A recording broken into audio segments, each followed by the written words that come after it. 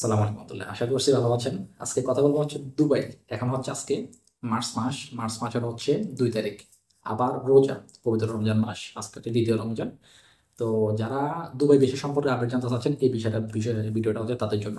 তো আমরা আজকে আলোচনা করবো যে দুবাই ভিসা কি হচ্ছে কিনা বাংলাদেশের জন্য। এবং আমার এখন থেকে প্ল্যান হচ্ছে, যেহেতু আমি কোম্পানিতে কাজ করি, এখন থেকে কন্টিনিউয়াসলি দুবাই সম্পর্কিত ভিসা, কোম্পানি সেট আপ এবং অন্যান্য এই রিলেটেড, ডকুমেন্টেশন রিলেটেড যত আপডেটগুলো আছে এই ভিডিওতে, এই চ্যানেলে আমরা শেয়ার করার চেষ্টা করবো। এই জন্য আমার চ্যানেলটা ফলো করার অনুরোধ, যদি ভালো মনে করেন। ওকে, তো কথা হচ্ছে এখন কি ভিসা আসলে আছে বাংলাদেশ থেকে। নর্মালি মানুষ যে বিষয়গুলোতে দুবে আসে বাংলাদেশ থেকে, এর ভিতর অন্যতম হচ্ছে আপনার লেবার ভিসা। এটা হাই প্রফেশন হতে পারে, লো প্রফেশন হতে পারে। আচ্ছা, ট্যুরিস্ট ভিসা। আচ্ছা হচ্ছে পার্টনার অথবা ইনভেস্টর ভিসা। মেনলি হচ্ছে এগুলা। তো তো বাংলাদেশ থেকে ঠিক এই মুহূর্তে নর্মাল যে ক্যাটাগরি লেবার ভিসাগুলো আছে, এগুলো দুবাইয়ের জন্য ওপেন নাই। ধরুন আপনি নর্মাল যে কোনো বিষয় এবং হাই প্রফেশন বা কোনোটাই ওপেন না, তো বাংলাদেশ থেকে নর্মাল ভিসা ক্যাটাগরি অথবা যারা এডুকেটেড হাই প্রফেশন বিষয় করবেন, ওগুলো এখন নাই। কিন্তু নির্দিষ্ট কিছু কোম্পানি ভিসা আছে, যেমন আপনার আরবির ঘরের ভিসা। এটা কিন্তু ডিরেক্ট লেবার ভিসা না, এটা ডিরেক্ট আরবির ঘরের ভিসা, এটা লেবার ভিসা বলা যায় না আর কি। আরবির ঘরের ভিসা পরিচিতি এইভাবে, এরকম বিষয় হয় বলে আমরা শুনছি, কিন্তু এটার সাথে আমরা কানেক্টেড না। এটা ওয়ান।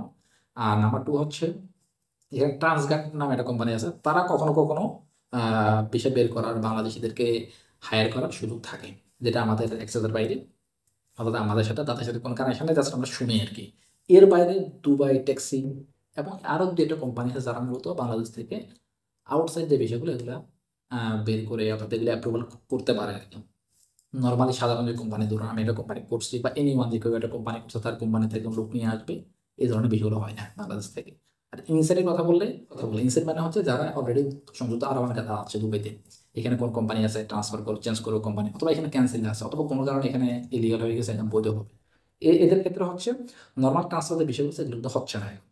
এগুলো হচ্ছে না, এখন হচ্ছে শুধুমাত্র যারা ডিগ্রিধারী আছে, অনার্স, মাস্টার্স অর্থাৎ সার্টিফিকেট দাঁড়িয়ে আছে, তাদের ক্ষেত্রে হাই প্রফেশন, ম্যানেজার পোস্টে, অ্যাকাউন্টেন্ট, তারপরে এই ধরনের অ্যাডমিনিস্ট্রেটিভ যে কোনো প্রফেশনের ক্ষেত্রে তাদের বিষয়গুলো হচ্ছে। তো তাহলে উপায় কি, যারা হচ্ছে এখানে ক্যান্সারে আছে অথবা কোম্পানি ট্রান্সফার করবে, তাদের উপায় কি? আসলে কোনো উপায় নেই, আপনাকে অপেক্ষা করতে হবে। যদি এমন হয় যে আপনার বিষয় কাজ শেষ হয়ে যাচ্ছে, সেক্ষেত্রে আপনার উচিত হচ্ছে দেশ ত্যাগ করে চলে যাওয়া, পরবর্তীতে যখন বিষয় করবে তখন চলে আসা। এটা হচ্ছে একটা সেরা সিদ্ধান্ত হতে পারে আপনাদের জন্য আর কি। আশা করছি এই ভিডিওটি আপনাদের জন্য উপকার আসছে। ভবিষ্যতে আরো এই ধরনের ভিডিও নিয়মিত আপডেট দেওয়ার চেষ্টা করবো। ধন্যবাদ।